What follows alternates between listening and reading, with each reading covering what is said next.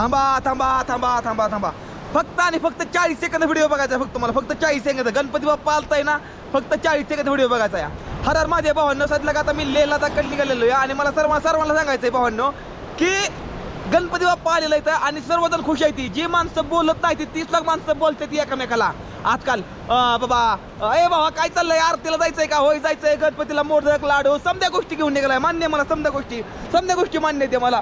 पण भावांनो मला एक गोष्ट सांगून द्या तुम्ही सर्वजण, ज्या गणपती बाप्पाच्या आपण हाताने आरती करतो, मोदक लाडू खायला तिथं ना, त्याच गणपती बाप्पाला विसर्जनाच्या टायमिंगला किती ताप होतो तुम्हाला माहिती आहे का? आपण पाणी बघत नाही, काय बघत नाही, दनादन वरनं फेकून देतो भावांनो.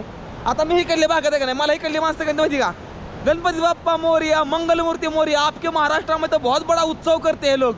अरे आपण नशिबान आहे भावांनो, जे आपण मराठी माणसं नाही, खरंच लई मोठी नशिबान आहे आपण.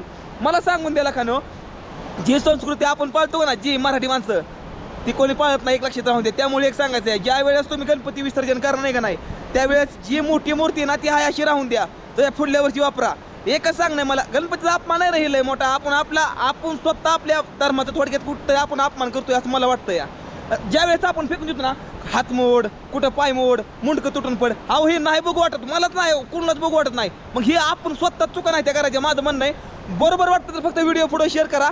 गणपती बाप्पाचा दिवस आहे तर खरंच लय जास्त भारी वाटतंय. समजून गुळून मिसळून राहते ती. असंच सर्वजण राहा मस्त मध्ये आणि तुमच्या भावाला फॉलो करून जावा आणि तुमच्या प्रतिक्रिया कमेंटमध्ये सांगा.